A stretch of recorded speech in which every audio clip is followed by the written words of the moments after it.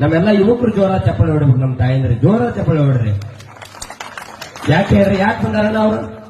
ಯಾಕೆ ಖುಷಿ ಚಪ್ಪಳೆ ಹೊಡಿಸ್ದೆ ಹೇಳು? 12 ಗಂಟೆ ಆಗತ್ತ, ಧಾರಾವಾಹಿ ಮುಗಿದ ಬಂದಾರವಾಯಿ. ಅನಿಬರ ಧಾರಾವಾಹಿ ಏನ್ ಬಂದಾವಲ್ಲ, ಒಂದೆರಡು ಧಾರಾವಾಹಿ ಚಲೋದು ಒಂದು ಎಲ್ಲ ಬೆಂಕಿ ಹಚ್ಚವೆ ಅದ. ಒಬ್ಬನೇ ಕಂಡಿರ್ತಾರ, ಇಬ್ಬಿಬ್ರು ಹೆಂಡಿರ್ತಾರ. ನಮ್ಮಿಬ್ರು ಹಣೆ ಬರಕ್ಕೆ ನಾವು ಒಂದೂ ಆಗಿಲ್ಲ. ಅದಕ್ಕೆ ಹಿರಿಯರು ಮಾತಾಡ್ತಾರ, ಸಾಯಂಕಾಲ ಆದ್ರೆ ಸಾಕು ಎಲ್ಲಾ ಗಂಡಂದ್ರಿಗೆ ಹೆಂಡತಿರ ಚಿಂತೆ ಅಂತ. ವಾ ವಾ ವಾ ವಾ, ಅವ್ರು ಅನ್ನೋವಲ್ರಲ್ಲೂ ಅವ್ರಿಗೆ ಕ್ಯೂರಿಯಾಸಿಟಿ ಅದು. ಸಾಯಂಕಾಲ ಆದ್ರೆ ಸಾಕು ಎಲ್ಲಾ ಗಂಡಂದ್ರಿಗೆ ಹೆಂಡತಿರ ಚಿಂತೆ ಅಂತ. ಅದೇ ಸಾಯಂಕಾಲ ಆದ್ರೆ ಸಾಕು ಎಲ್ಲಾ ಹೆಣ್ಣು ಮಕ್ಕಳಿಗೆ ಜೊತೆ ಜೊತೆಯಲ್ಲಿ ಧಾರಾವಾಹಿ ಚಿಂತೆ ಅಂತ.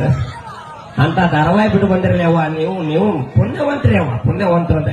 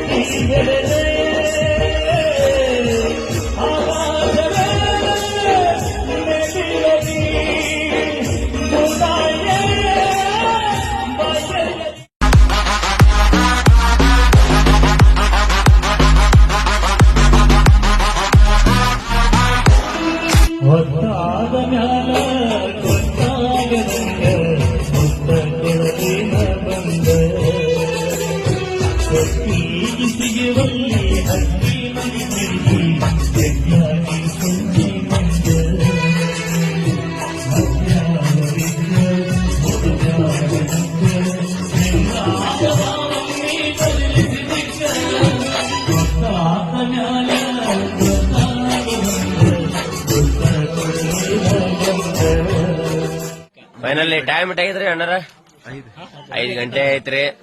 11:30 ಕಾರ್ಯಕ್ರಮ ಚಾಲೂ ಮಾಡೋದ್ರ 5 ಗಂಟೆ ಮುಗಿಸಿ ಬಟ್ಟೆ ಹಾಕೊಂಡು ಈಗ ಊರ್ ಹೊಂಟಿವಿ. ನಮ್ಮ ಸತೀಶ್ ಅನ್ನೋರು ಇಲ್ಲದಾರ. ಅಣ್ಣ ನಮಸ್ಕಾರ, ಹೆಂಗೈತ್ರಿ ಕಾರ್ಯಕ್ರಮ? ಬಾರಿ ಚಂದ ಅದ. ಹೌದ್ರಿ, ಇನ್ನೂ ಕಾಮಿಡಿ ಚೆನ್ನಾಗಿತ್ತು. Thank you sir, thank you. ಹಂಗೇನಿಲ್ರಿ ಸರ್, ನೀವು ಚಲೋ ಮಾಡಿದ್ರಿ. ಹೇಳಾಕ ಬೇಡ, ಎಲ್ಲ ಹುಡುಗಿ ನಮಗೆ ಬಂದ್ಬಿಟ್ಟಿರ್ತಾರೆ. ಫುಲ್ ಕಾರ್ಯಕ್ರಮ ಮುಗಿಸ್ಕೊಂಡು ನಮ್ ಗಾಡಿ ಇಲ್ಲಿ ಕಾಯಾಗತ್ವ ಕಾರ್ಯಕ್ರಮ ಮುಗಿಸಿ ನಾವೀಗ ಬಿಜಾಪುರ ಕಡೆ ಹೊರಡ್ತಾ ಇದ್ದೀವಿ. ಎಲ್ರಿಗೂ good morning. Good morning sir. ಇದು ನಾನು ಮಧ್ಯಾಹ್ನ ಬಿಡ್ತೀನಿ ವಿಡಿಯೋ. ಗುಡ್ ಈವ್ನಿಂಗ್ ಹೇಳ್ರಿ. ನಮ್ ಸೌಂಡ್ ಗಾಡಿ ಹೊಂಟದ ಈಗ.